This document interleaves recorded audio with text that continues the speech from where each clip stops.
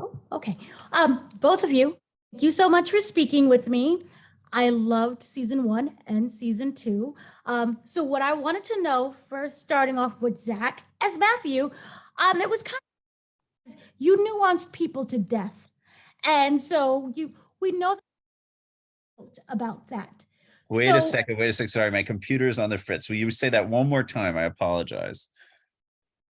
season one, Matthew nuanced people to death, and Yes, we yes. have we're dealing with the aftermath of that. I was wondering where does his mindset going into season two? I think he's a little bit undone. I think like I think whatever psychic cost, whatever significant psychic costs he endured from having nuanced people to death has left him a little bit more susceptible to chaos, rage, despair. I think he still basically loves people and wants the best, even though he consistently makes people feel the worst. But I think he's a little bit more unwound as a result of having nuanced people to death at the start of season two.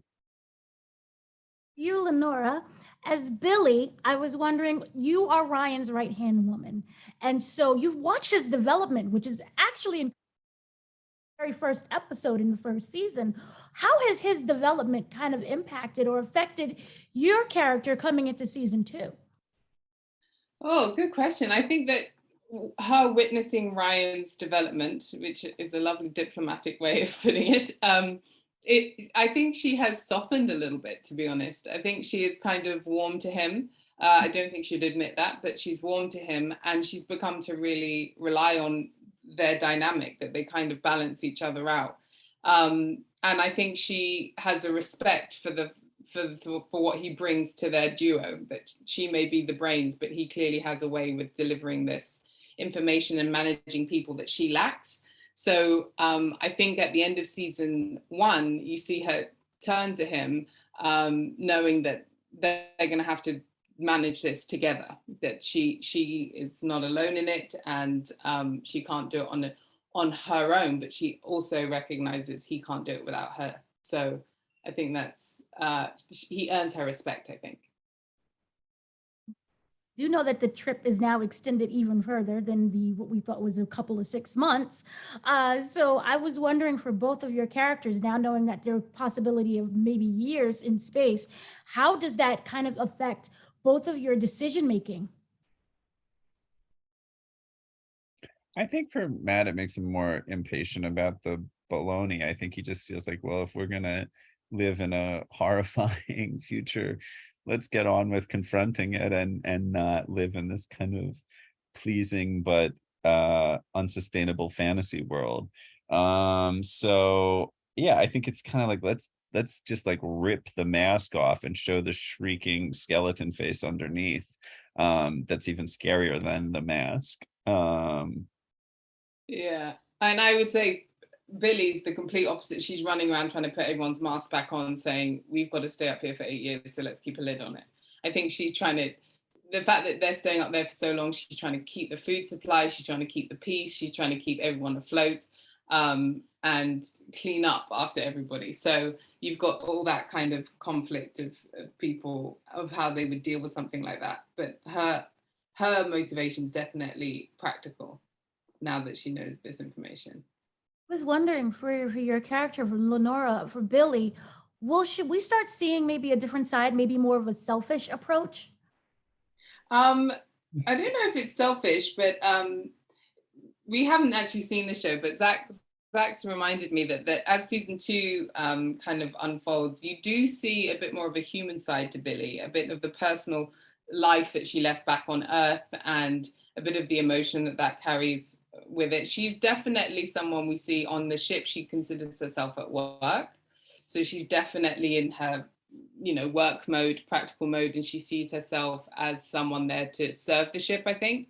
But in that, I think there is a very practical, selfish streak, which is that if the ship survives, so does she. And actually, she gets less selfish, as there's a couple of times where people are tried as to how, where they put themselves in terms of how to save other people on the ship. And I think even though she may put herself forward, it's always driven by the fact that she is the most competent person to keep the most people alive. So that's what she says anyway. So yeah, I think we do see a bit more of a human side to her, but not. And here's not a hot Billie spoiler. We found out this season she loves beagles. She does. She's got a thing for dogs. She's got a big beagle thing. Yeah. I was kind of also wondering, I know it's season 2, we have the other president is now kind of stepping in. Can you say how that kind of affects the ship and what goes on in the second season? There's so much going on in the season. Like there's a lot of different spinning whirly gigs. I mean, yeah, like the kind of threat of the ship being, there's like at one point they're endangered by the people back on Earth, and it's like there's peril from all sides and from within. And the other president is one of many sources of peril in season 2.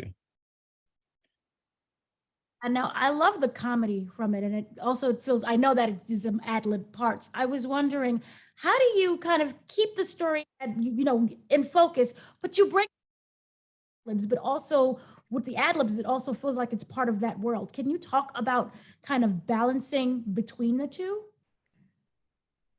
I feel like the great unsung heroes of television and film production are editors. I always think it's weird that editors don't get as much. I mean, no one really gets enough. Like actors get too much credit and no one else gets enough. But editors in particular, I feel like get shortchanged in sort of the economy of praise that exists in Hollywood, because editors create the story with the director. They author the story. And if you have, so in terms of keeping the comedy and the chaos in balance with a functional story, that's all in the edit. It's our job as actors to provide as much kind of shoe leather, interesting shoe leather for them to use in their cobbling, but they're the ones who are making the shoes. So I think like that it's really on them to find that balance. And for us, I heard someone, maybe it was like Adam Driver, said acting's a service profession.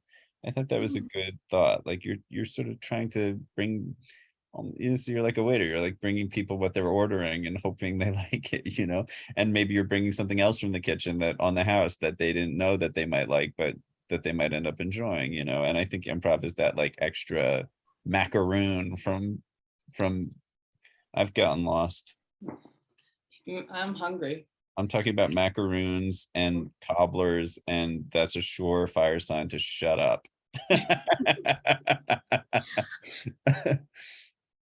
Will we kind of see more of the backstory before you guys got on the ship? What were you like back then? Not massively. I think you get hints to it, but there's no flashbacks or anything too drastic like that. There's some history between some of the passengers knew each other back on Earth. So I think there's some nods to that. And obviously Ryan had a family back on Earth that he's now divorced from, but not massively. It's all stuff that just kind of feeds into the fact that they're away on the ship now. We don't just kind of drift back to their past, but you get glimpses of it. Any new pairings and new relationships? I know that for Zach, I know your character is very attached to Josh Gad's character. You have that kind of friendship dynamic going on. Will we see something different? I had a lot of stuff with Rav this season, which I liked because I'm such an enormous fan of Nikki. I think she's a genius, and I think she's a real sweetie petey to boot. She's quite nice, and so it's fun to get to work with her more. Lenora? Fun pairings. I'm still pretty much stuck with Hugh Laurie, but he's learning. So he's learning. He's learning the trade. So he's okay. And then I have a bit of time with Josh. Actually, we become an unlikely pair in one of the episodes, which is, I think, hopefully entertaining as our characters, but for me as an actor, just delightful, because Josh Gad is very funny, and he too is a sweetie petey, and the cast is so wonderful. Whoever you get thrown in with Yeah. is it just feels like, oh, here we go, this will be fun. And everybody brings such different energy. It's kind of, it's bound to be entertaining.